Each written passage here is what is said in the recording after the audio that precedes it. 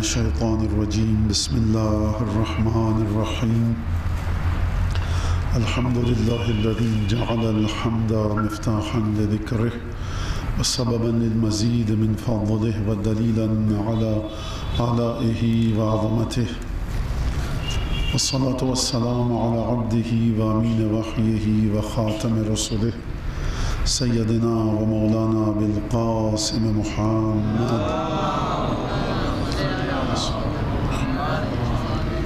وعلى أهل بيته الطيبين الطاهرين الذين ذهب الله عنهم الرجس وطهرهم تطهيرا واللعن الدائم على أعدائهم أجمعين. أما بعد فقد قال الله الحكيم في كتابه المجيد أعوذ بالله من الشيطان الرجيم لقد من الله على المؤمنين إذ بعث فيهم رسولا من أنفسهم يتلو عليهم آياته ويزكيهم ويعلمهم الكتاب والحكمة وإن كانوا من قبل لفي ضلال مبين. ایک درود بھیجے محمد و آل محمد.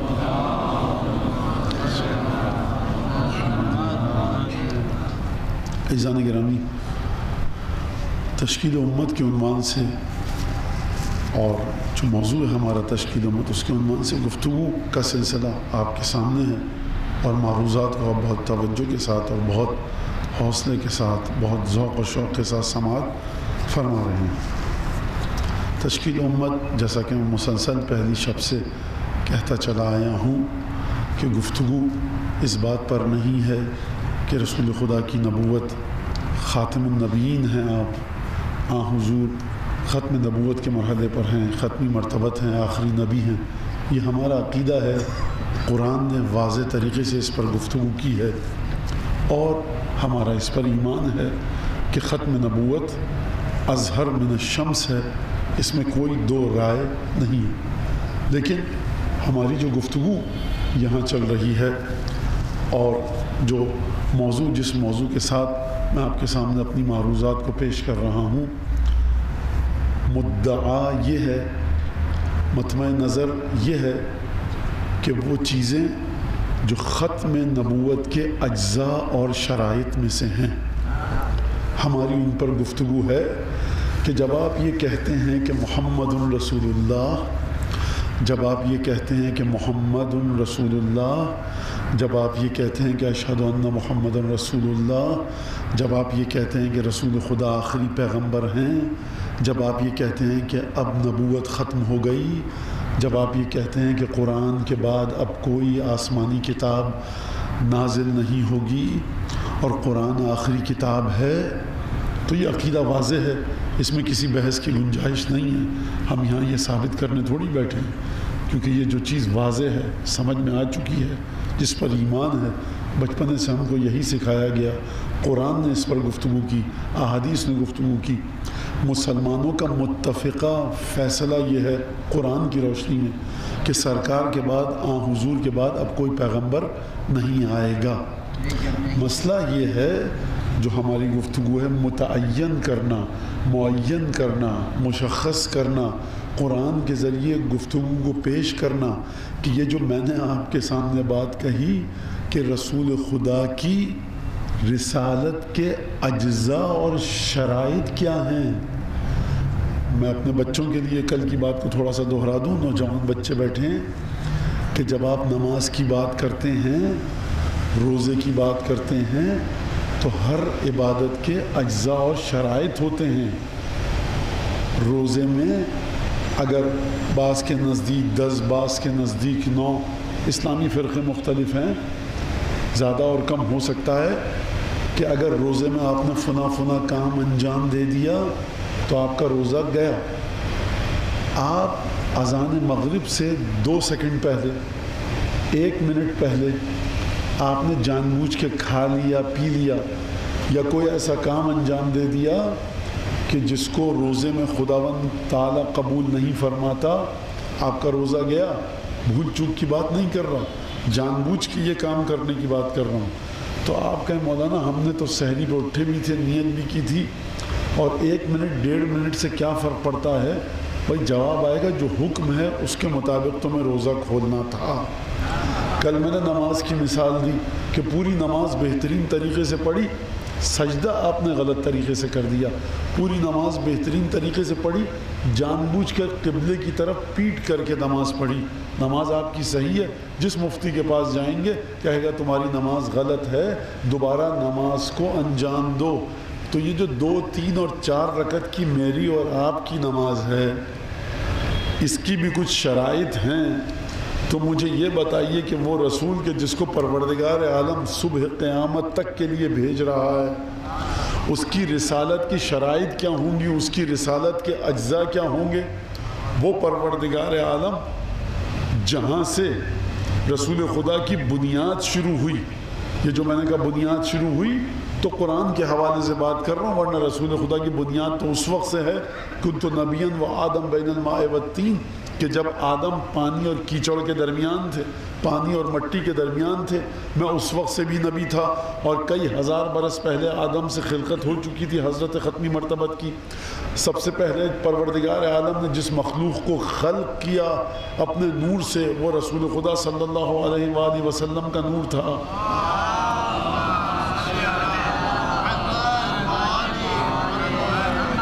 تو ہم یہاں پر یہ بات نہیں کر رہے کہ رسول خدا کی جو بنیاد رکھی گئی شخصیت کی، یا جو اعلان ہوا، یا پروردگار عالم نے خلق کیا نور رسول اللہ کو، وہ حضرت ابراہیم کے زمانے سے خلق کیا، نہیں، ہم یہ بات نہیں کہنا چاہ رہے۔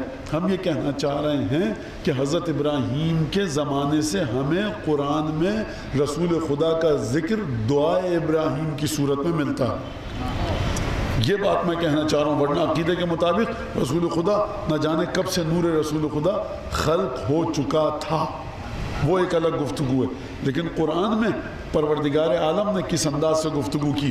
کل میں نے آپ کے سامنے ایک لفظ کہا تھا کہ تکریم نبی۔ تکریم کا مطلب کیا ہے؟ اکرام، عزت دینا، احترام کرنا، تکریم والدین، تکریم شیوخ، تکریم ضعفاء، بوڑھوں کا اکرام کرنا، بوڑھوں کی تکریم کرنا، تکریم اطفال، بچوں کی تکریم کرنا، مسجد کی تکریم، قرآن کی تکریم، سفید داڑھی کسی کی ہے اس کی تکریم، خواتین کی تکریم، یہ سب چیزیں آپ کو ملتی ہیں کہ نہیں ملتی؟ یہ اسلام نے ہم کو سکھائیں، یہ رسول خدا نے سکھائیں، یہ اسلامی اخلاق کا تقاضا ہے۔ فقراء کی تکریم، غریب لوگوں کی تکریم، یعنی پروردگار عالم نے اپنے آئمہ اور حبیب کے ذریعے ہم کو مختلف تکریمیں کرنا سکھائیں۔ تو یہ پروردگار عالم جو تکریم کرنا سکھا رہا ہے، بھائی دیکھو مہمان تمہارے گھر میں آتا ہے نا، تو مہمان کی تکریم کرو۔ الضیف، مہمان حبیب اللہ، اللہ کا دوست ہے۔ پروردگار جو مہمان بن کے آیا ہے نا، یہ سنی ہے، یہ شیعہ ہے، یہ ہندو ہے، یہ سکھ ہے، یہ عیسائی ہے، مہمان بن کے گھر میں آ رہا ہے، اس کی عزت کرو۔ بھئی ہمارے گھر میں جو خدا کہے گا، جو خانہ کعبہ میں ہمارا مہمان بن کے آتا ہے، ہم اس کی عزت کرتے ہیں یا نہیں کرتے؟ گناہوں کو معاف کرتے ہیں یا نہیں کرتے؟ تمہارے گھر میں بھی مہمان بن کے آئے، تم بھی ہماری طرح چلو۔ صبغۃ اللہ، سورہ بقرہ میں ارشاد ہوا ومن احسن من اللہ صبغۃ، اللہ کا رنگ اور اللہ کے رنگ سے بڑھ کر کون سا رنگ بہتر ہو سکتا ہے؟ تو پروردگار عالم جن جن کی تکریم خود کرتا ہے، ان کی تکریم کرنے کا حکم ہم کو بھی دیتا ہے۔ تو اب سوال یہ ہے کہ پروردگار عالم نے رسول خدا صلی اللہ علیہ وآلہ وسلم کی کس طرح سے، ایک دفعہ اور درود بھیجے محمد و آل محمد، خود رسول اللہ کی تکریم کس طرح سے کی؟ بھائی جو رسول یہ کہے اکرموا کریم قوم اذا زل، جب کوئی بیچارہ کسی قوم کا بڑا مشکلات میں گرفتار ہو کر آسمان سے زمین پر آ جائے اور سماج میں اپنی اس عزت کو کھو دے، اس کی عزت کیا کرو۔ وہ کریم قوم، اپنی قوم کا بڑا اگر کوئی ہے، صاحب احترام ہے، وہ ہندو ہے، سکھ ہے، عیسائی ہے، اپنی قوم میں بڑا تھا، حدیث ہے کہ اس کا اکرام کیا کرو۔ حاتم طائی کی بیٹی کا رسول خدا نے اکرام کیا ہے۔ کیوں؟ کیونکہ بہت بڑے آدمی کی بیٹی ہے، بہت بڑے آدمی کی بیٹی ہے، بڑا احترام کیا۔ بعض تاریخوں کے مطابق اپنی عبا بچھائی، بعض تاریخوں کے مطابق اس نے جب یہ کہا کہ غاب الوالی، میرا جو والی ہے وہ غائب ہو چکا ہے، بھائی نہیں ہے، اور میرا جو باپ ہے وہ انتقال ہو چکا ہے اس کا، تو رسول خدا نے پھر کہا کہ اچھا کوئی ہمیں ملے گا تو تمہارے بھائی کے پاس تم کو بھجوا دیں گے جب وہ ایک جنگ میں قید ہو کر آئی۔ تو کیا مطلب ہے اس کا؟ اس کا مطلب یہ کہ تکریم، اس کا مطلب یہ احترام۔ درود بھیجے محمد آل محمد۔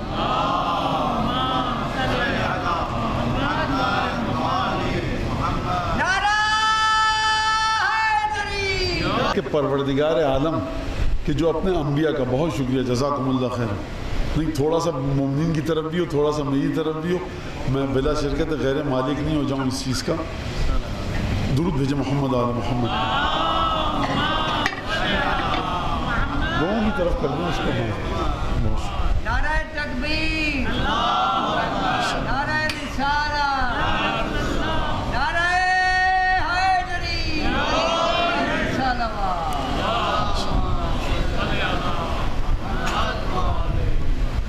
تو عزیزان گرامی دیکھیے، پروردگار عالم نے تکریم کی، عزت کی ہے، اپنے انبیاء کی عزت کی ہے۔ فرمایا دیکھو لا نفرق بین احد من رسلہ، اپنے بندوں کو حکم دیا جو میں نے بتایا سورہ بقرہ کے آخری آیت وہ پڑھنے کا حکم ہے ہر عشاء کی نماز کے بعد۔ پہلے دن بھی میں نے کہا تھا اور دوسرے دن بھی شاید کہ آمن الرسول بما انزل الیہ من ربہ والمؤمنون کل آمن باللہ وملائکتہ وکتبہ ورسلہ لا نفرق بین احد من رسلہ۔ آیت آگے بھی ہے، میں یہیں پر روک رہا ہوں کہ پروردگار ہم تیرے کسی رسول میں کسی بھی قسم کی کوئی تفریق، کوئی فرق، امتیازی سلوک نہیں رکھتے۔ تو پروردگار مطلب کیا کہ دیکھو میرے رسول ہیں، میری طرف سے آ رہے ہیں، میرا پیغام لا رہے ہیں، خبردار تم ان میں کوئی فرق نہ رکھنا۔ اور میں نے عرض کیا یہ الگ بات ہے کہ پروردگار تلک الرسول فضلنا بعضهم علی بعض، کہ ہم نے ان میں سے بعض کو بعض پر فضیلت دی ہے، لیکن اب یہاں سے جو کل میں نے آپ سے بات کہی تھی وہ تکریم رسول کا عنوان ہے جس پر میں آج گفتگو کرنا چاہتا ہوں۔ تکریم رسول کا مطلب کیا؟ حضور ہمارے پیغمبر آخری نبی کا احترام پروردگار کتنا کرتا ہے؟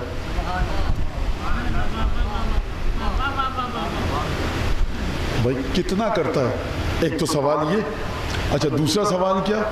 اگر یہ سمجھ میں آ جائے کہ کتنا خدا احترام کرتا ہے، میں بعض کو لگے گا مزاح خیز سوال کر رہا ہوں، بڑا کوئی ریڈیکیولس اور مذاق کر رہا ہوں میں، مزے کا خیز سوال، لیکن سوال مزے کا خیز نہیں ہے۔ سوچئے گا یہ جو پروردگار عالم اپنے انبیاء کی عزت کرتا ہے، اور اب ہم جس موضوع میں داخل ہونے والے ہیں حضور کریم کی جو عزت کرتا ہے، تو کیا پروردگار عالم کو 5 وقت اذان دینی ہے نماز پڑھنے کے لیے؟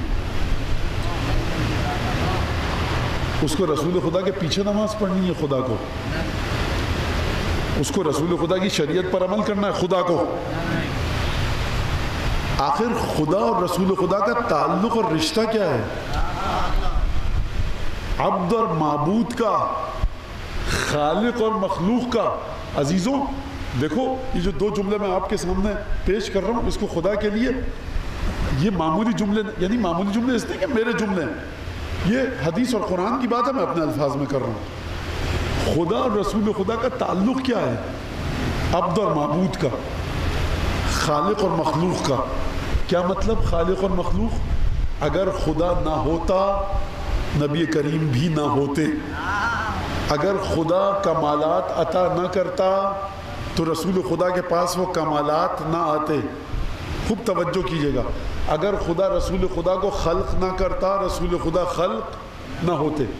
میں اور واضح بات کروں، ایک شخص ہے، گھر اس کو آپ نے دیا، شادی اس کی آپ نے کروائی، بچوں کی تربیت آپ نے کی، بچوں کو اچھے اسکول میں اس کے آپ نے ڈالا، روٹی پانی، دانہ پانی، غلہ اناج کا بندوبست آپ نے کیا، گاڑی اس کو آپ نے دی، وہ آپ کا عبد ہے، آپ اس کے مالک ہیں، وہ آپ کا غلام ہے۔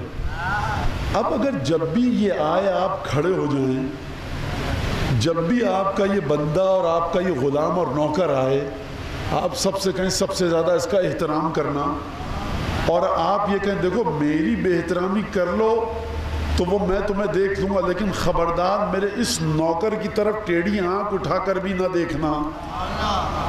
بہت شکریہ عزیزان گرامی۔ تو سوال یہ ہے کہ ذہن میں یہ سوال تو ہمارے اور آپ کے آنا چاہیے نا کہ حضور یہ تو آپ کے نوکر ہیں، یہ تو آپ کے عبد ہیں، یہ آپ کے غلام ہیں، ان کی پوری زندگی آپ کی برکت سے ہے، یہ اتنا احترام آخر ہے کس لیے؟ بہت باریک منزل کی طرف میں بڑھ رہا ہوں اور انشاءاللہ گزر جاؤں گا اس منزل سے بھی انشاءاللہ۔ اور میں یہ سوچ رہا ہوں کہ بچے بھی ہیں، نوجوان بھی ہیں اور ضعیف العمر بھی ہیں، ان کی سمجھ میں بات آ جائے گی کس طرح سے اس بات کو سمجھاؤں، لیکن میں دھیرے دھیرے آگے بڑھ رہا ہوں اور میں جو بات کو تکرار کرتا ہوں اس لیے کہ بات اچھی طرح سے جم جائے۔ تو ہم کو رسول خدا کے بارے میں خدا کہے بھائی میرے رسول کے ساتھ یہ مت کرنا، وہ مت کرنا، فلاں کام مت کرنا، بات سمجھ میں آتی ہے کیونکہ ہم کو رسول کی شریعت پر چلنا ہے، ہم کو رسول خدا کے دین پر چلنا ہے، ہم کو اذانوں میں گواہی دینی ہے، ہم کو اشہد ان لا الہ الا اللہ اشہد ان محمد رسول اللہ پڑھنا ہے، موت سے پہلے رسول خدا کی رسالت کی گواہی دینی ہے، خدا کی وحدانیت کی گواہی دینی ہے۔ سمجھ میں آتی ہے بات؟ ہمارے اوپر ہیں رسول خدا، ہم سے کہیں کہیں زیادہ افضل ہیں، لیکن یہ جو پروردگار عالم جب گفتگو کرے اور اپنی ذات کو پیچھے رکھ کر رسول کی ذات کو آگے بڑھا کر تکریم کرے تو پھر میری اور تمہاری جگہ کہاں بنتی ہے؟ اب ذرا اے مسلمانوں یہ سوچو کہ ہم پر کتنی کٹھن ذمہ داری ہے رسول کی تکریم کی۔ جو رسول، جو خدا اپنے رسول کو اپنا عبد اور بندہ مانتے ہوئے، اپنی مخلوق مانتے ہوئے اتنا احترام کرے، تو اب اگر وہ رسول تم سے یہ کہے کہ دیکھو میرے رسول کے ناقے کی طرف بھی ٹیڑھی نگاہ مت دیکھنا، جو گھر میرے رسول کا ہے، اب یہ ایک اور بحث ہے کہ کون سا گھر رسول کا ہے، وہ آپ سب جانتے ہیں کہ جو گھر میرے رسول کا ہے خبردار اس کے دروازے کی بھی بے حرمتی نہ کرنا، خبردار دیکھو ممبر رسول کی توہین مت کرنا، دیکھو خبردار بین ممبری و قبری روضۃ من ریاض الجنہ، وہ مقام کہ جہاں قبر مطہر رسول خدا ہے وہ جنت کے باغوں میں سے ایک باغ ہے۔ اب اگر یہ تمام چیزیں آئیں اور مسلمانوں کو اس پر اعتراض ہو کہ بھئی یہ کچھ رسول خدا کے مقام یہ تو نہیں ہے، وہ تو نہیں ہے، تو آپ اس کو کیا کہیں گے؟ آپ اس کو سچا مسلمان مانیں گے یا آپ اس سے کہیں گے قرآن جا کر پڑھو، جو آیات میں آپ کے سامنے بھی پیش کروں گا ان آیات کو جا کر پڑھو، دیکھو کہ جب وہ خدا، اب میرے نوجوان بچے یہاں سے توجہ کریں مزید، جب وہ خدا جس کو نہ رسول کے پیچھے نماز پڑھنی ہے، وہ خدا کہ جس کو مسلمان ہونے کی کوئی ضرورت نہیں ہے، وہ خدا کہ جس کو رسول کی شریعت کی ضرورت نہیں ہے، وہ رسول خدا، وہ خدا جب اپنے حبیب کے بارے میں بات کرے اور ایمان کا معیار قرار دے، وہ خدا جب اپنے حبیب کے بارے میں گفتگو کرے اور ایمان کا معیار قرار دے، خوب توجہ کیجئے گا، تو اپنی ذات کو پیچھے ہٹائے، رسول کی ذات کو آگے بڑھائے۔ یہ سلسلہ ہے کیا؟ یہ سلسلہ اتنا سا ہے کہ دیکھو خدا کہہ رہا ہے بعبارت دیگر، بالفاظ دیگر، کہ زیادہ توحید کے رٹو طوطے مت بنو، توحید چاہیے مصطفیٰ تک آ جاؤ، توحید مل جائے گی۔ تو سلسلہ یہ ہے کہ پروردگار عالم جب سورہ نساء میں اعلان کر رہا ہے، فلا، آیت 10 دفعہ سنی آپ نے، فلا وربک لا یؤمنون حتی یحکموک فیما شجر بینہم ثم لا یجدوا فی انفسہم حرجا مما قضیت ویسلموا تسلیما۔ پروردگار عالم ایمان لانے والوں کی عجیب خصوصیت کو بیان کر رہا ہے، فرما رہا ہے سورہ نساء میں، دیکھو حبیب، فلا وربک، ہرگز نہیں ہو سکتا، تیرے رب کی قسم، خدا کہہ رہا ہے حبیب سے مخاطب ہو کر، اے محمد مصطفیٰ، اے محمد مصطفیٰ، اے احمد مجتبیٰ، یہ نہیں ہو سکتا۔ کیوں نہیں ہو سکتا؟ تیرے رب کی قسم، پروردگار تو مصطفیٰ کا بھی رب ہے، تو کائنات کا بھی رب ہے، تو یہ کہہ دیتا نہیں ہو سکتا، کائنات کے رب کی قسم، یعنی کائنات کی اوقات کیا ہے روئے گل مصطفیٰ کے مقابلے میں؟ تو پروردگار عالم اپنی تمام مخلوقات سے ناتا توڑ کر مصطفیٰ سے ناتا جوڑ رہا ہے اس آیت میں. حبیب فلا و رب کا، تمہارے رب کی قسم. ہے نا عجیب بات، ہے نا عجیب بات. بھائی ہم کیا کہتے ہیں کہ لقمے کو گھما کر منہ میں رکھنے کی کیا ضرورت ہے؟ اکل من القفا، بھائی سیدھا سیدھا لقمے کو منہ میں رکھ دے.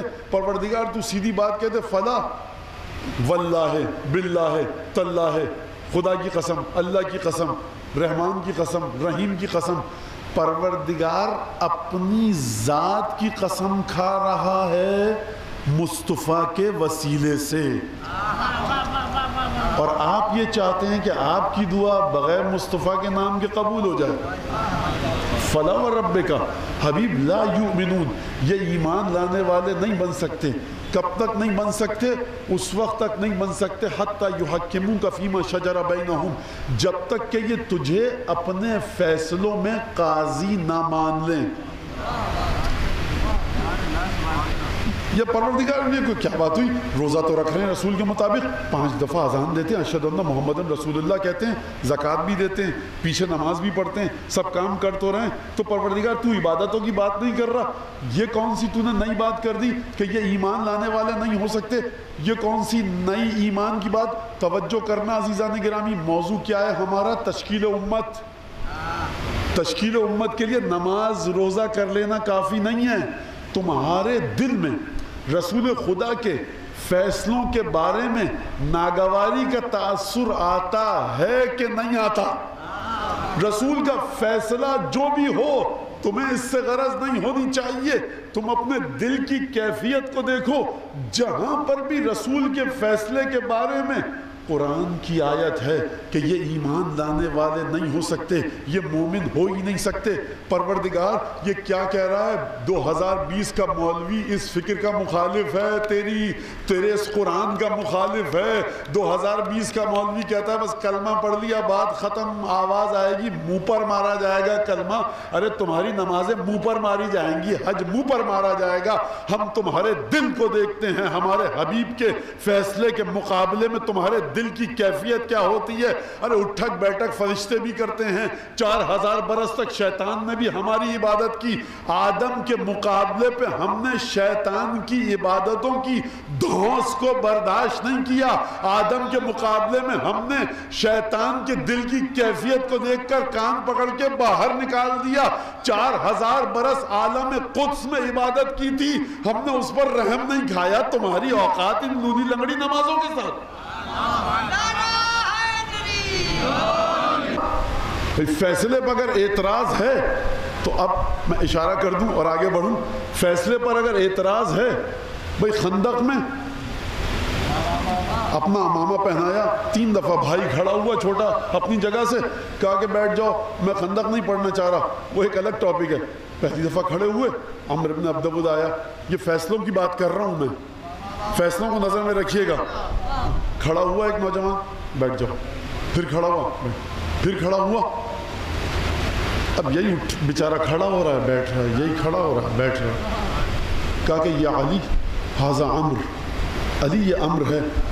جواب دیا وانا علی، یا رسول اللہ میں بھی علی ہوں.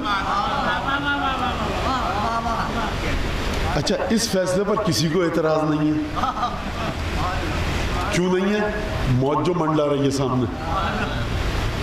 جنگ خیبر میں لَأُعْطِيَنَّ الرَّایَةَ غَدًا كَرَّارًا رَجُلًا كَرَّارًا غَیْرَ فَرَّارٍ يُحِبُّ اللَّهَ وَرَسُولَهُ وَيُحِبُّهُ اللَّهُ وَرَسُولُهُ. حدیث آپ کو پتہ ہے، واقعہ بھی آپ کو پتہ ہے، اور اگر نہیں پتہ بچوں کو ضرور بتائیں گھر جا کر. یہ ہر چیز کلاس روم کے اندر نہیں ہو سکتی. کچھ چیزیں ہوم ورک بھی کیا کیجیے آپ کہ مولانا نے کیا پڑھا، کیا واقعہ تھا، ہم بتائیں تم کو، بچوں کو بتائیے. جب آئے رسول خدا نے کہا کل میں علم اس کو دوں گا. اس پر کسی کو اعتراض نہیں ہے. اچھا جنگ احد میں وہ بیچارہ مظلوم بھائی رسول اللہ کا، ابو طالب کا بیٹا، سر سے پاؤں تک خون میں لہو لہان، تلوار چلا رہا ہے، آسمان سے ذوالفقار اتری. اس پر کسی کو اعتراض نہیں ہے. دروازہ جب کھلا مسجد کا، اس پر اعتراض ہے. سوچا کیوں؟ کہ وہاں موت سر پہ منڈلا رہی تھی. ٹھیک ہے جانے دو اسی کو، مر جائے گا تو خس کم جہاں پاک کچھ لوگوں کی فکر کے مطابق، اور اگر زندہ رہا تو خود ہی بھگتے گا. تو تو رسول خدا یہ تمام کام کرنے کے بعد دروازہ کھلوا رہے ہیں کہ دیکھو جو میں نے دروازہ کھلوایا ہے نا تو اس کی وجہ یہ تھی کہ ہر مقام پر اس نے میرے فیصلوں پر سر تسلیم خم کیا، وہاں پر یہ کام کیا تھا تو تحفے میں دروازہ مسجد میں کھلا۔ فلا وربک لا یؤمنون، دیکھو خبردار خیال رکھنا یہ کبھی ایمان والے نہیں ہو سکتے۔ کب تک نہیں ہو سکتے؟ حتیٰ تین چیزیں فرمائیں، تینوں چیزوں کو سنیے گا اور مجھے آگے بڑھنا ہے۔ فلا وربک لا یؤمنون، حبیب یہ کبھی بھی مومن نہیں ہو سکتے۔ اور دوبارہ بلکہ تبارہ اور چوبارہ دہراؤں کہ تیرے رب کی قسم، یعنی رسول خود یہ قسم جو ہے یہ آئے گی گھوم کر عالم غیب سے، یہ قسم چلی زمین پر آئی، رسول کو اس قسم نے اپنے دامن میں ساتھ لے کر دوبارہ عالم غیب پر گئی۔ اس جملے کا مطلب سمجھیے، تو آیت کہاں سے آتی ہے؟ عالم غیب سے آتی ہے، یہ لفظ عالم غیب سے آیا۔ خدا کہہ رہا ہے فلا وربک، حبیب تیرے رب کی قسم، تو رب نے قسم اپنے نام کے ساتھ کھائی، جوڑا مصطفیٰ کو، تو غیب سے ظہور کا سفر کیا اس قسم نے مصطفیٰ کی خاطر، اور ظہور سے دوبارہ غیب میں گئی مصطفیٰ کو لے کر۔ فلا وربک، یہ کبھی بھی ہرگز ایمان والے نہیں ہو سکتے۔ کب تک نہیں ہو سکتے؟ حتی یحکموک فیما شجر بینہم، سب سے پہلا مرحلہ جب تک کہ یہ تجھے اپنے فیصلوں میں اپنا قاضی نہ مان لے، جو فیصلہ ہے تجھ سے آ کر کروائیں۔ بات ختم ہو گئی؟ نہیں، بات ختم نہیں ہوئی۔ ثم لا یجدوا فی انفسہم حرجا مما قضیت، اور اس کے بعد اپنے دل میں تیرے فیصلے کے سلسلے میں، تیرے فیصلے کے اعتبار اور حوالے سے کوئی کڑواہٹ نہ آنے دیں۔ بھائی جج نے فیصلہ کر لیا، آپ نے مان لیا، ٹھیک ہے جج صاحب یہ گھر میں دے دوں گا، اور دل دل میں آپ جج صاحب کو باتیں سنا رہے ہیں۔ گھر آپ نے دے دیا، قانون کے مطابق عمل کر لیا آپ نے، لیکن رسالت مصطفیٰ نام ہے اس چیز کا جو تمہاری روح کی گہرائی تک جا کر خدا اپنی نگاہوں کے ذریعے دیکھتا ہے کہ تمہاری روح کی گہرائی میں مصطفیٰ کی رسالت اتری کہ نہیں اتری۔ ہمیں زبان سے اشہد ان محمد رسول اللہ نہیں چاہیے، ہم تمہاری روح کو نہیں چھوڑیں گے۔ روح کی جہاں تک گہرائی ہے مصطفیٰ کی محبت ہوگی تو جنت میں آؤ گے۔ یہ نماز روزے کی بات نہیں کرنا، اگر صرف نماز روزے کی بات ہوتی تو اقبال یہ نہ کہتے کہ محمد سے وفا تو نے تو ہم تیرے ہیں۔ اب بقیہ مصرع سب کو پتا ہے، یہ جہاں چیز ہے کیا، لوح و قلم تیرے ہیں۔ ڈاکٹر صاحب نے یہ نہیں کہا کہ تم نے نماز اچھی پڑھی، ٹکر مار کر نماز پڑھی، رکوع لمبا کیا، عطر لگا کر نماز پڑھی، روزے رکھے۔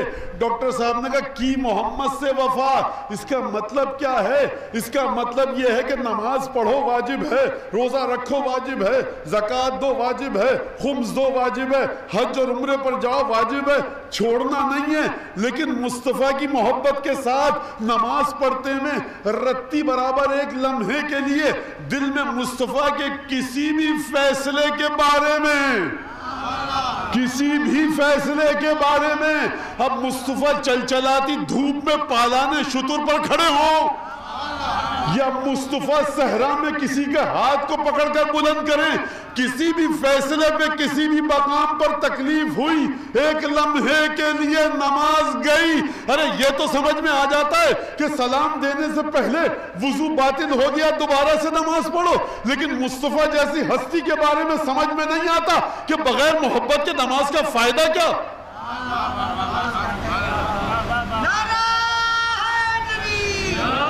شجرہ بینہم، تجھے اپنے فیصلوں میں اپنا قاضی مانے، پہلی چیز۔ دوسری چیز ثم لا یجدوا فی انفسہم حرجا مما قضیت، اپنے دلوں میں تیرے فیصلوں کے بارے میں کوئی ناگواری کا تاثر نہ آنے دے۔ تیسری چیز ویسلموا تسلیما، پوری خوشی کے ساتھ سر تسلیم خم کر دیں۔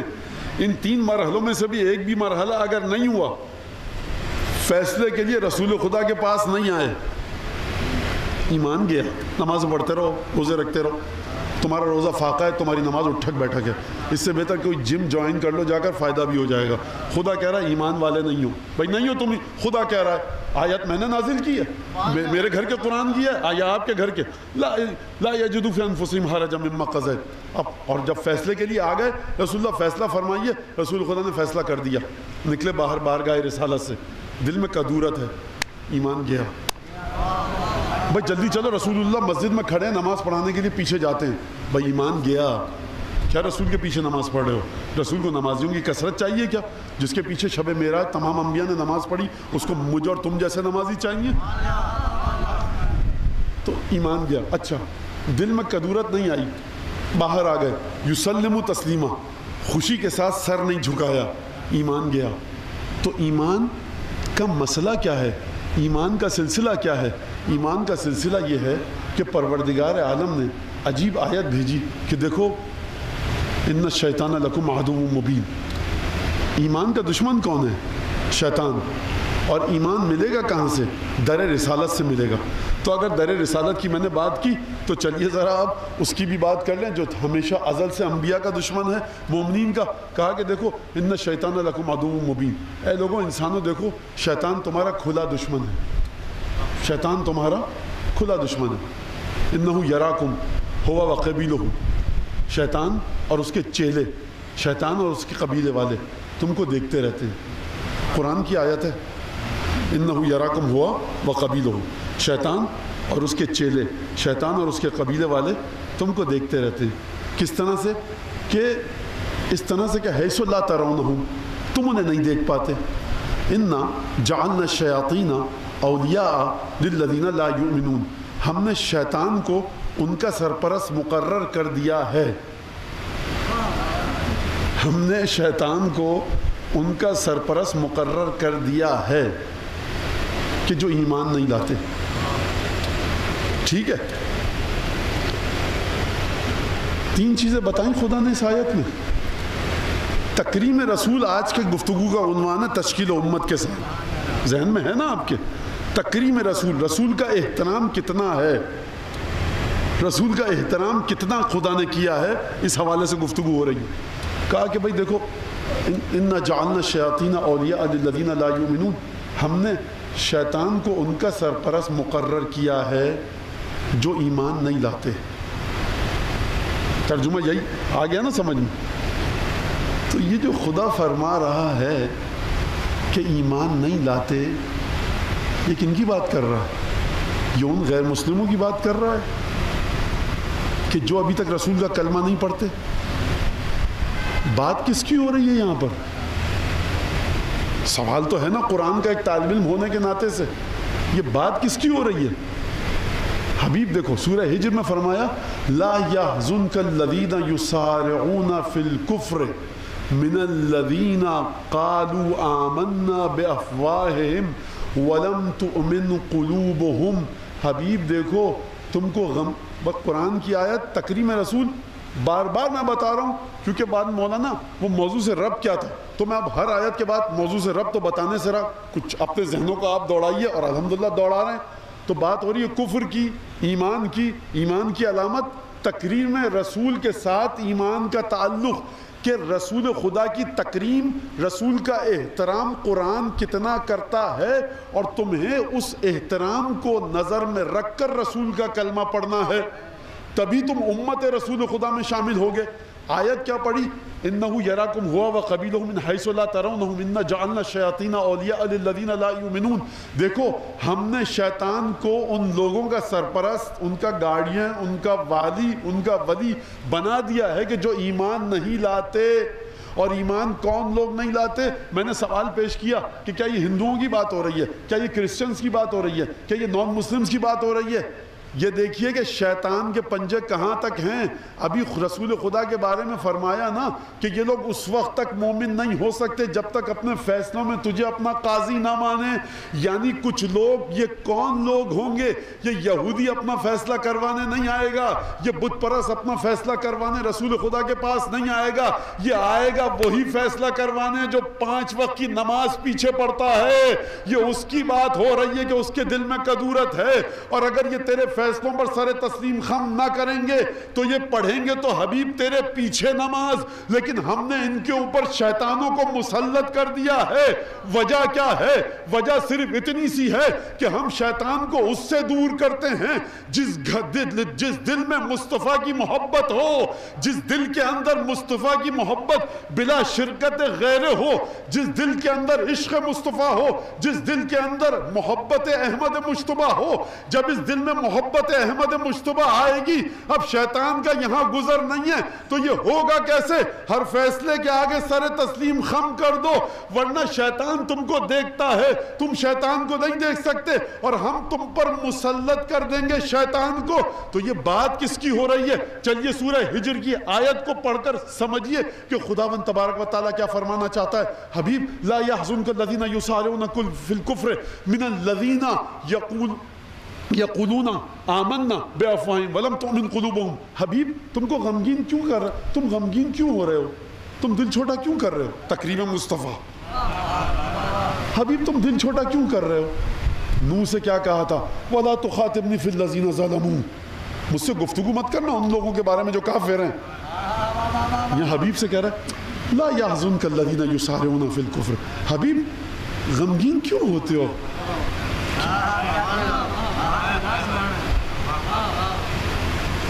غمگین کیوں ہوتے ہو؟ تمہیں غمگین کیوں کرتے ہیں یہ لوگ کہ جو کفر کی طرف تیزی سے دوڑے جا رہے ہیں؟ یہ کون لوگ ہیں جو کفر کی طرف تیزی سے دوڑے جا رہے ہیں؟ من الذین، ان لوگوں میں سے کہ قالوا آمنا، جنہوں نے یہ کہا ہم ایمان لے آئے، منہ سے کہا، ولم تؤمن قلوبہم، ان کے دل ایمان والے نہیں ہیں۔ تو بات سمجھے آپ؟ ہمیشہ جب بھی بات ہوتی ہے توہین رسالت کی، ہم غیر مسلموں کی طرف دیکھتے ہیں۔ قرآن کو تو دیکھو، توہین رسالت خود مسجد نبوی میں موجود ہے۔ توہین رسالت وہ لوگ کر رہے ہیں کہ جو رسول خدا کے ساتھ ہیں۔ بھائی قرآن کی آیت کیا کہہ رہی ہے؟ لا يحزنك الذين يسارعون في الكفر من الذين قالوا آمنا بافواہہم ولم تؤمن قلوبہم۔ یہ رسول خدا کے زمانے میں لوگ تھے نا کچھ ایسے کہ قرآن کہہ رہا ہے کہ یہ اپنے منہ سے کہہ رہے ہیں کہ ایمان لائے، لیکن ایمان ان کے دل میں داخل نہیں ہوا۔ یہ 20 کے مسلمان کی بات نہیں ہو رہی ہے جس نے کلمہ پڑھا، یہ کلمہ پڑھا رسول کے سامنے جا کر۔ اس کا مطلب یہ ہے کہ شروع سے یہ سلسلہ چل رہا ہے، رسول کی تکریم کسی نے نہیں کی، ان لوگوں میں سے کسی نے، مطلب اس طرح کے لوگوں نے رسول کی تکریم نہیں کی۔ تو عزیزان گرامی، اب اگر شیطان سے بچنا ہے تو محبت مصطفیٰ کو دل میں بھرنا ہوگا۔ سیدھی سی بات ہے، کیونکہ خدا نے کیا کہا؟ فیصلوں پر سر جھکا لو۔ آپ کس کے فیصلوں پر ہنسی خوشی مان لیتے ہیں؟ سر تسلیم خم ہوتا ہے جس سے آپ کی محبت ٹوٹ کر جس کو آپ چاہتے ہیں فنا ہوتے ہیں جس کی ذات میں۔ تو محمد مصطفیٰ سے محبت اس طرح کی نہیں چلے گی ہاں آخری نبی ہیں ہمارے، 8ویں 9ویں کی دینیات کی کلاسز میں پڑھا دیا اور جا کر، بلکہ فنا ہونا پڑے گا سرکار کی محبت میں۔ رسول خدا نے فرما دیا کہ لا یؤمنن عبد حتی اکون احب الیہ، اس وقت تک کوئی تم میں سے مرحلہ ایمان پر نہیں آ سکتا جب تک کہ مجھ سے وہ اتنی محبت نہ کرے۔ کتنی محبت؟ اپنی ذات سے، اپنی آل اولاد سے، اہل و عیال سے، اپنے نفس سے، اپنے مال سے زیادہ مجھ سے محبت نہ کرے۔ یعنی جب مصطفیٰ سے محبت کی باری آئے تو سب کو پیچھے چھوڑ کر مصطفیٰ سے محبت کو اختیار کرو۔ ہوگا کیا؟ ہوگا یہ بھی فلا وربک لا یؤمنون۔ حبیب کے بارے میں رسول خدا نے فرمایا جب یہ تجھ سے محبت کرنے لگ جائیں گے، جب یہ تیرے ہر فیصلے پر سر جھکا دیں گے، تب یہ مرحلہ ایمان پر آئیں گے، تب ان کے دل میں محبت آئے گی۔ اور پروردگار عالم نے اپنے تکریم، اپنے عشق کا مرحلہ مصطفیٰ کے ساتھ قرآن میں بتایا، اور تم کو اور مجھ کو بھی حکم دیا کہ جس طرح سے پروردگار محبت مصطفیٰ میں گرفتار ہے، تم بھی اسی طرح سے محبت مصطفیٰ میں گرفتار ہو جاؤ۔ یہ کس طرح سے پروردگار محبت کرتا ہے؟ پروردگار آدم سے لے کر نوح تک، نوح سے لے کر موسیٰ تک، موسیٰ سے لے کر عیسیٰ تک تمام انبیاء سے محبت کرتا ہے۔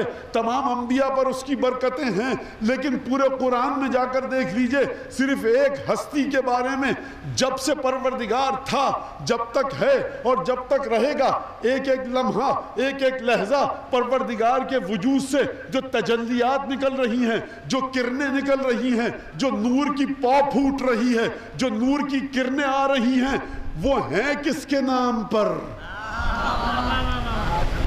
وہ ہیں کس کے نام پر؟ قرآن نے کہاں ذکر کیا؟ قرآن نے لفظ کا استعمال کیا اللہ کا، ان اللہ وملائکتہ یصلون علی النبی یا ایھا الذین آمنوا صلوا علیہ وسلموا تسلیما۔ اے لوگو سنو قرآن کی آیت کو، ان اللہ، خدا نے کہا مصطفیٰ پر جو درود بھیجتا ہے نا وہ اللہ بھیجتا ہے۔ اب سوال یہ ہے کہ یہ اللہ کون ہے؟ اللہ کب سے درود بھیجتا ہے؟ جب سے اللہ تھا۔ جب تک اللہ ہے اور جب تک اللہ رہے گا، دیکھو وہ خود درود بھیجتا ہے۔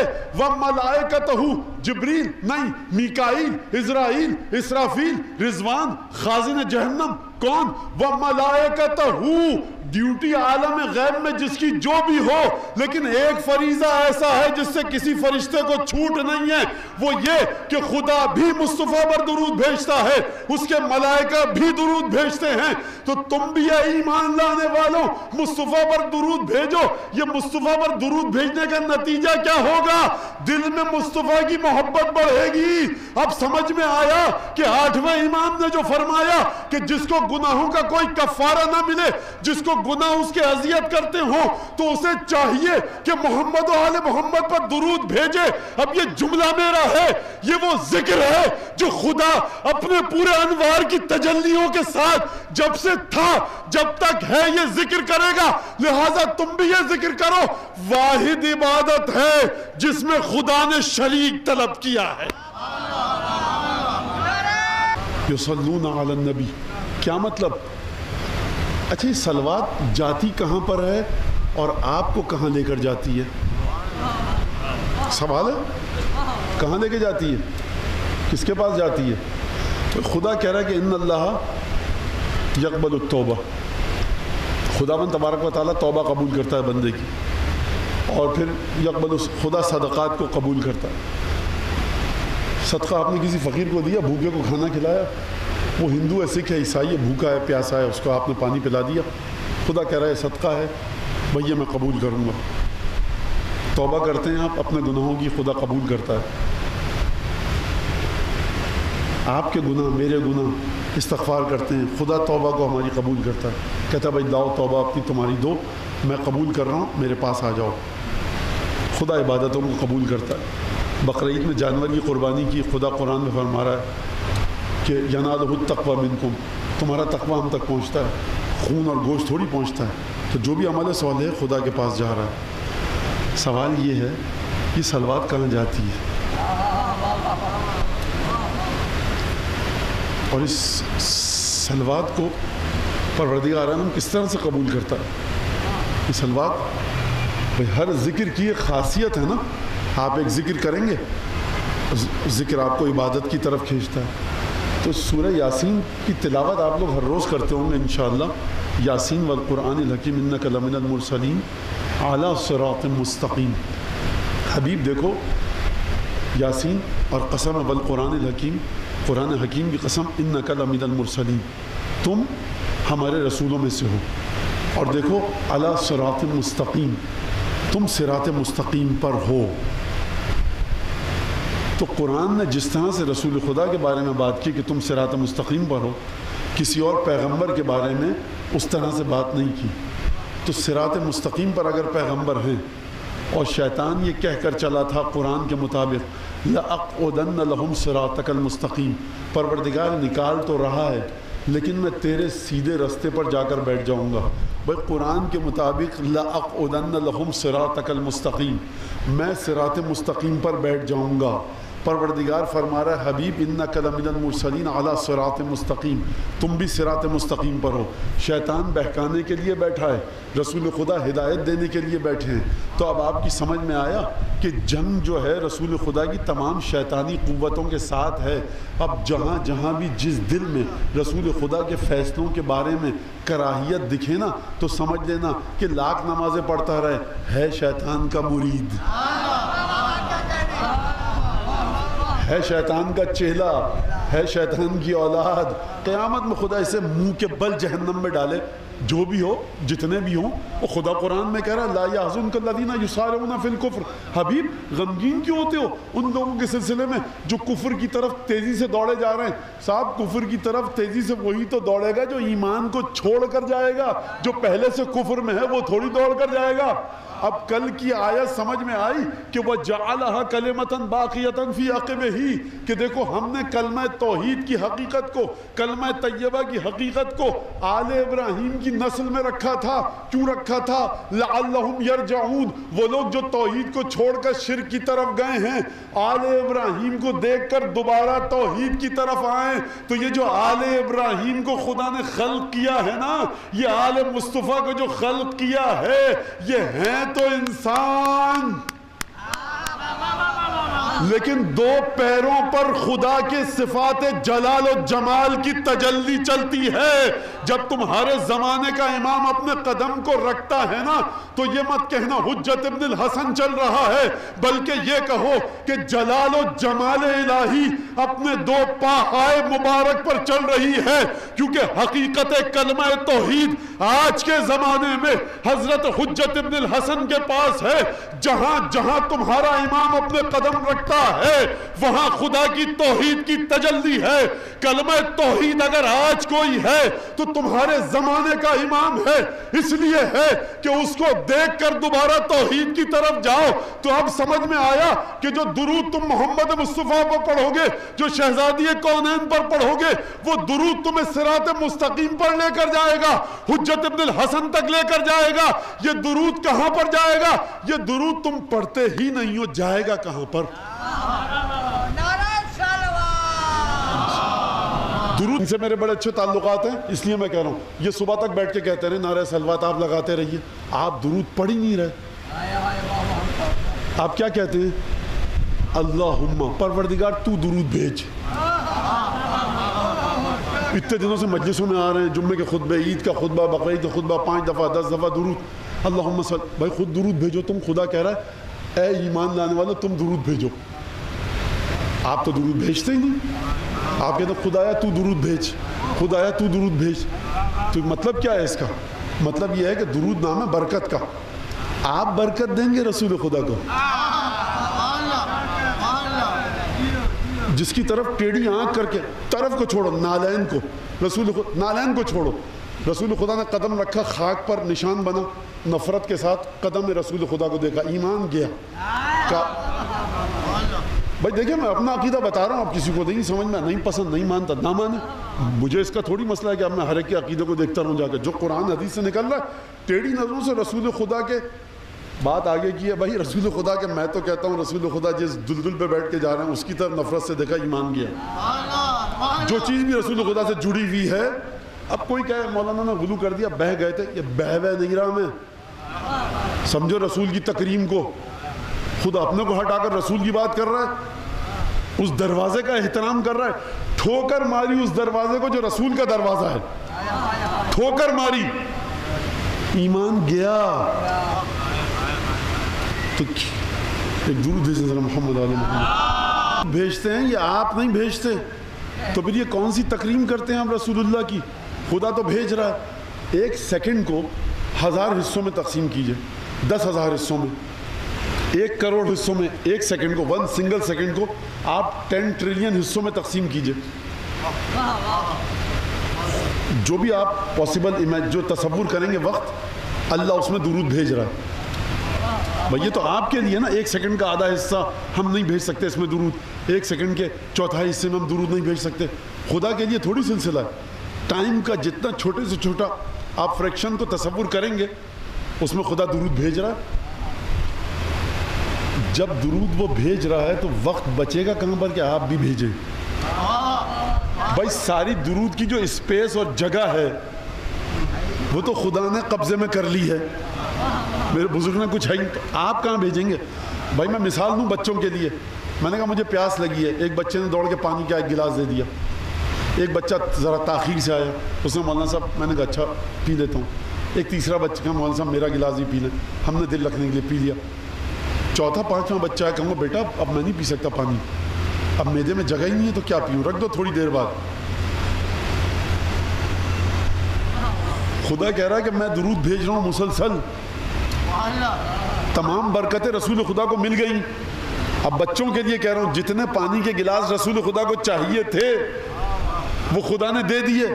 اب آپ اٹھے آنکھیں ملتے ہوئے سوتے ہوئے خواب آلود, اللہم صلی علی, عالم غیب سے آواز آئے گی, میاں کیا اللہم صلی علی, کس بات کی برکت بھیج رہے ہو, ہمیں تمہاری برکت نہیں چاہیے, وہ خدا دے چکا, سب کچھ تو ہے.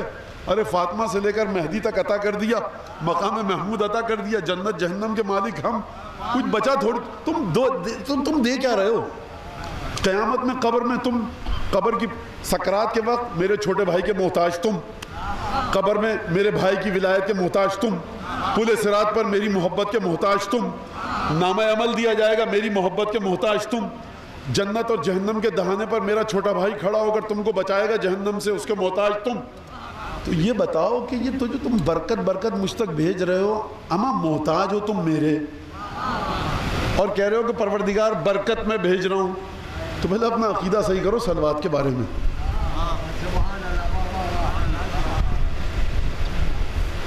میں ذرا ایک ذوقی بات کروں, ایک درویشانہ بات کروں, اس کے بعد میں آیت کو سمجھاؤں گا آیت کے ذریعے.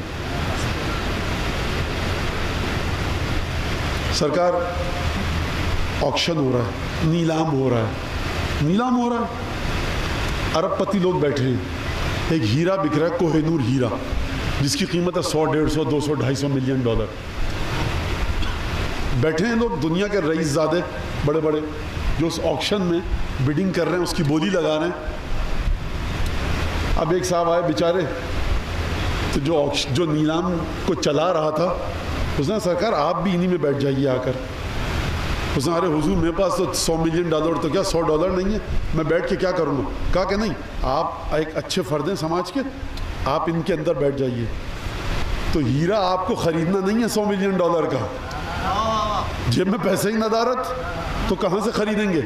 جو ان کے درمیان رکھا گیا نا, اور تصویر چھپی اخبار میں, تو کیا واہ واہ اور سبحان اللہ ہوئی. آگے منسٹر صاحب بیٹھے تھے, پیچھے پریزیڈنٹ صاحب, دائیں پی ایم صاحب, فلاں وہ صاحب, یہ ان کے بیچ میں ہم بیٹھے تھے صاحب. اور جب بھی آپ کو تصور آئے گا, ایک عجیب نشے کی کیفیت آئے گی صاحب. کیا پرائم منسٹر صاحب نے مجھ سے پوچھا کیسے ہیں, خیریت سے, پریزیڈنٹ صاحب نے ہاتھ ملایا, کمانڈر ان چیف صاحب یہاں بیٹھے تھے, سی ایم صاحب وہاں تھے, اور یہ اور وہ اور فلانا, اور دنیا کے بڑے بڑے ارب پتی ٹاپ 10 لوگ ان کے ساتھ. صاحب آپ نہیں سمجھتے کہ وہ ان کے ہاتھ میں انگوٹھی کیسی ہو, کیا رہا ہے, یہ پیٹ بھر رہا ہے آپ کا کچھ.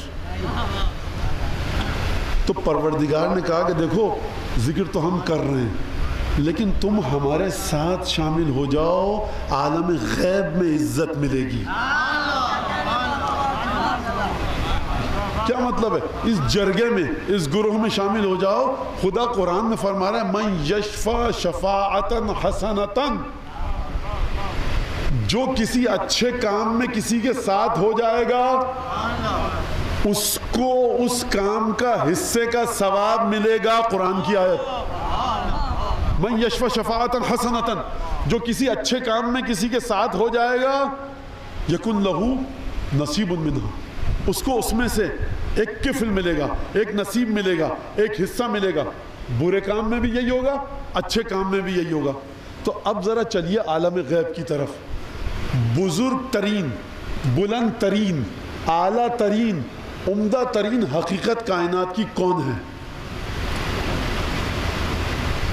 کون ہے؟ خدا. خدا کی سب سے بلند ترین مخلوق کون ہے؟ سرکار ختم مرتبت. یہ جو بلند ترین خالق ہے, یہ بلند ترین مخلوق کو کہہ رہا ہے کہ اللہم صلی علی. اب اس ذکر کی حقیقت تک آپ نہیں پہنچ سکتے.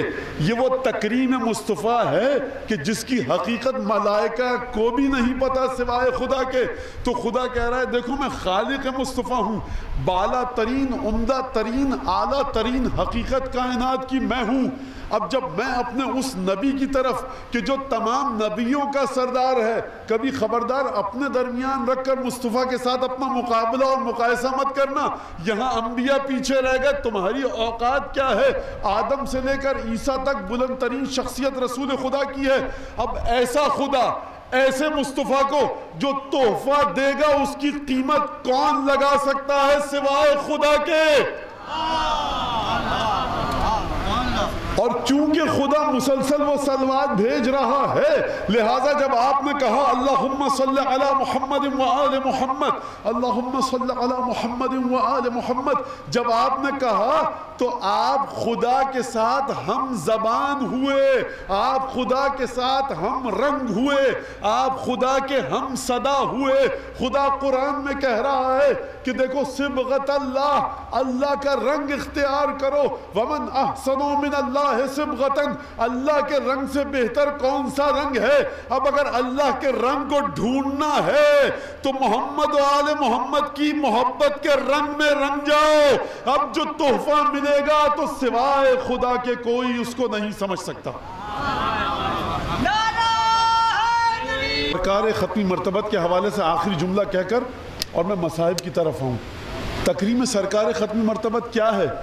تکریم سرکار ختمی مرتبت یہ ہے کہ تم درود نہیں بھیجتے ہو، تم ہم سے تقاضا کرتے ہو، اور ہم تو بھیج رہے ہیں، تم کہو یا نہ کہو ہم تو بھیج رہے ہیں۔ توجہ فرمائی۔ میں مثال دوبارہ، بچہ پانی لے کر آ رہا ہے، آپ اس کا بازو جھنجھوڑیں کہ پانی لے کے جاؤ، بچہ کہے گا مولانا کہ لے کے تو جا رہا ہوں، بازو کیوں جھنجھوڑ رہے ہیں؟ جلدی لے کے جاؤ۔ کہ دوڑتا ہوا تو جا رہا ہوں، کیا اڑتا ہوا جاؤں؟ ٹھنڈا پانی لے کے جاؤ۔ دیکھ نہیں رہے، ہاتھ لگا کر دیکھیے شیشے کے گلاس میں، شیشے کا گلاس تو ہے دھو کے، ابھی دھو کے لایا ہوں، صاف ستھرا گلاس ہے، سب کام کر تو رہا ہوں، تو آپ مجھ سے کیوں کہہ رہے ہیں؟ خدا کہے گا میاں ہم صلوات بھیج تو نا، تم کیوں کہہ رہے ہو؟ تمہیں کہنے سے بھیجیں گے؟ ہم تو بھیج رہے ہیں، پھر تم یہ خواہ اپنی زبان ہلا کیوں رہے ہو؟ یہ تکریم مصطفیٰ ہے کہ تمہارا دل بھی چاہتا ہے کہ ہم صلوات بھیجیں یا نہ بھیجیں، تمہارا جی چاہتا ہے خدا کے ساتھ ہم صدا ہونے کو، تمہارا جی چاہتا ہے خدا کے ساتھ ہم رنگ ہونے کو، ہم زبان ہونے کو، تمہارا دل چاہتا ہے خدا کے ساتھ مل جاؤ۔ یہ تکریم مصطفیٰ ہے، تحفہ ہم دے رہے ہیں، تم خوشی کا اظہار کرتے ہو، گناہ بخش دیں گے۔ فرمایا جو مجھ پر ختمی مرتبت ہے، جو مجھ پر ایک دفعہ درود بھیجے گا قیامت تک کے لیے ملائکہ اس پر درود بھیجیں گے، اور آپ کے اور ہمارے چھٹے آقا اور مولا حضرت صادق آل محمد علیہ السلام۔ فرمایا کیا فرمایا؟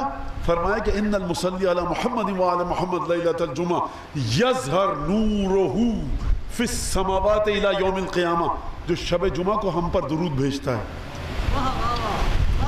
قیامت تک کے لیے اس کا نور آسمانوں میں چمکتا رہتا ہے۔ یہ صلوات کے بارے میں مولانا آپ غلو نہیں کر رہے، بھائی ذکر خدا ہے۔ آپ ایک دفعہ کہتے ہیں لا الہ الا اللہ، کیا کر رہے ہیں؟ مولانا ذکر خدا کر رہا ہوں۔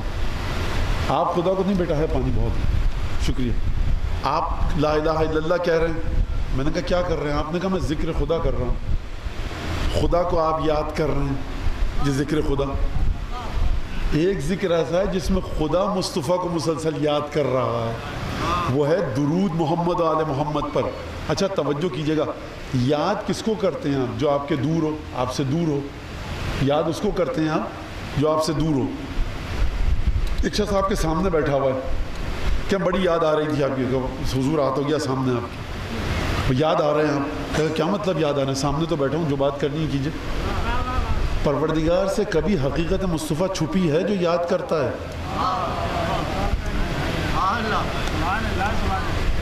میں کس طرح سے بتاؤں، عالم غیب میں حضرت ختمی مرتبت کی جو منزلت ہے نا، خدا اس سے بڑھ کر اگر عربی زبان میں طاقت ہوتی خدا اس لفظ کو استعمال کرتا، لیکن عالم غیب میں حکومت اگر ہے تو صرف اور صرف رسول اللہ کی، اور دوسری حکومت اگر ہے تو اس کی جو رسول خدا کی جان اور روح ہے۔ کسی نے کسی عالم سے کہا، مرج تقلید سے کہا، اب آپ نے ذوق سے سنا تو یہ سن لیجئے، کسی نے کسی عالم سے کہا کہ سرکار فلاں مرج تقلید ہیں، برزخ میں ان کی حکومت ہے۔ اب میں نام بھی لے دوں، آیت اللہ العظمی سید عبد الکریم کشمیری، انتقال ہو گیا۔ ان سے کسی نے کہا کہ سرکار وہ کوئی صاحب کہہ رہے تھے کہ ایک آیت اللہ کا نام لیا، ان کی برزخ میں حکومت ہے۔ کسی نے عبد الکریم کشمیری کے سامنے جا کر کہا کہ فلاں صاحب کہہ رہے تھے کہ فلاں مولانا کی برزخ میں حکومت ہے، فلاں آیت اللہ کی۔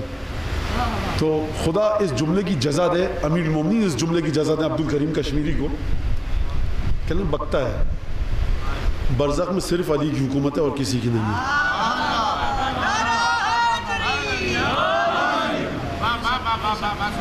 یعنی فلاں آیت اللہ کی حکومت برزخ میں ہے، برزخ کے اندر ووٹنگ سے حکومت چل رہی ہے کیا؟ برزخ عالم حقیقت ہے.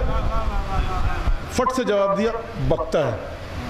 اتنا متقی عالم کہتا بکتا ہے. تو جب بھی اس طرح کے جملے آپ کے سامنے آئے نا فٹ سے کہہ دیجیے میاں بک رہے ہو، ذمہ داری میری، بکواس کر بک رہے ہو، بکا مت کرو. برزخ میں حکومت صرف برزخ کیا، یہ تو ہم کو آزادی دی ہے، برزخ دنیا اور آخرت دونوں جگہ پر حکومت علی بن ابی طالب کی. روایت بڑی طویل ہے اور پڑھنے کا وقت اب نہیں ہے کہ جہاں پہ بتایا گیا ہے کہ پنجتن میں سے کس کے نور سے عالم غیب میں کیا چیز خلق ہوئی ہے. جنت کس کے نور سے خلق ہوئی ہے، تمام ملائکہ کس کے نور سے خلق ہوئے ہیں، جناب سیدہ کے نور سے عالم غیب میں کیا خلق ہوا، امام حسن کے نور سے کیا خلق ہوا، امام حسین کے نور سے کیا خلق ہوا. روایت بڑی طویل ہے، علماء نے نقل کی ہے. تو ہم کہاں سمجھ پائے اور ہم کہاں درک کر پائے اس چیز کو. ادب کا تقاضا یہ ہے کہ میں اس شہزادے کے مصائب پڑھوں کہ جو کردار میں، چال میں، ڈھال میں، صورت میں رسول خدا سے مشابہ ہے.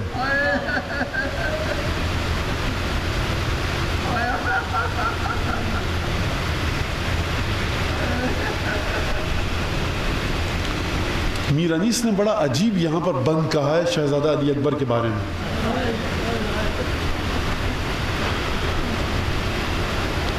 فرماتے ہیں کس طرح کوئی وصف سراپا کرے رقم. جو آج کل کے تک بندیاں سنتے ہیں نا آپ اشعار کی صورت میں کہیں قصیدوں میں، تو ذرا سا انیس کو سن لیجئے کیا کہہ رہے ہیں انیس. کس طرح کوئی وصف سراپا کرے رقم، جلوہ خدا کے نور کا ہے سر سے تا قدم. قطرہ کہاں کہاں صفت قلزم کرم. قطرہ کہاں، اپنے کو کہہ رہے ہیں قطرہ کہاں کہاں صفت قلزم کرم. قلزم کرم یعنی کرم، بخشش، عطا، سخاوت کا وہ سمندر جس کا کوئی کنارہ نہیں ہے.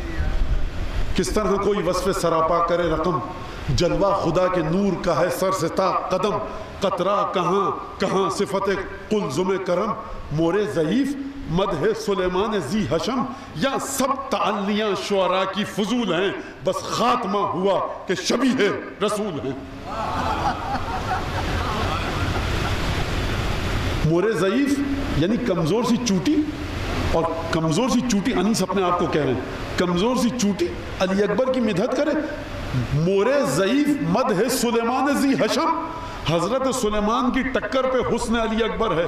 علی اکبر کی حکومت عالم برزخ میں سلیمان کی ٹکر پر ہے. کہنا چاہ رہے ہیں انیس قطرہ کہاں کہاں صفت قلزم کرم، کس طرح کوئی وصف سراپا کرے رقم.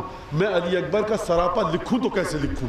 میں علی اکبر کی حسن، زیبائی، دلکشی، دل فریبی، نورانیت کہ کس طرح سے بہنوں کی توجہ کا مرکز، پھوپھیوں کی توجہ کا مرکز، کس طرح سے بابا کا چہیتا بیٹا. فرمانا کس طرح کوئی وصف سراپا کرے رقم، جلوہ خدا کے نور کا ہے سر سے تا قدم. قطرہ کہاں کہاں صفت قلزم کرم، مور ضعیف مدح سلیمان ذی حشم. یہاں سب تعلیاں شعراء کی فضول ہیں، بس خاتمہ ہوا کہ شبیہ رسول ہے.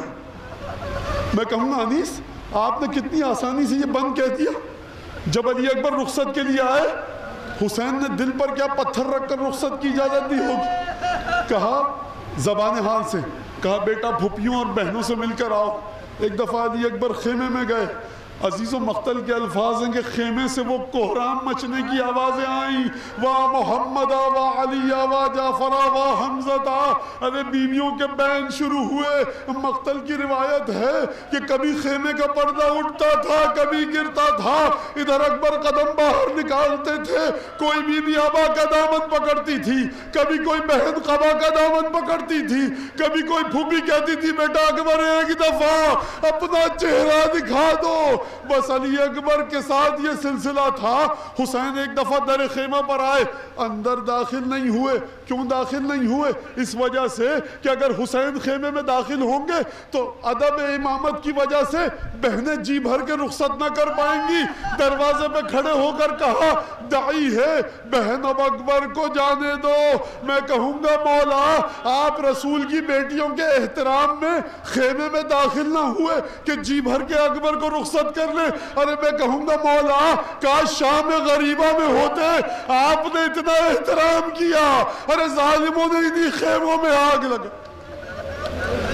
اکبر آئے، ایک دفعہ حسین سے رخصت ہوئے، گھوڑے پر سوار ہوئے، ذوالجناح کو ایڑ لگائی، میدان کی جانب گئے، جنگ کی، دسیوں سواروں کو واصل جہنم کیا۔ ایک دفعہ آنکھوں نے عجیب منظر دیکھا، یہ کیا منظر ہے؟ اکبر نے گھوڑے کی راسوں کو موڑا، باگوں کو موڑا، گھوڑا دوڑاتے ہوئے آئے، بابا کے پاس زمین ادب کو بوسہ دیا، کہا بابا حل الی شربۃ من الماء سبیل، پانی کا ایک گھونٹ مل سکتا ہے؟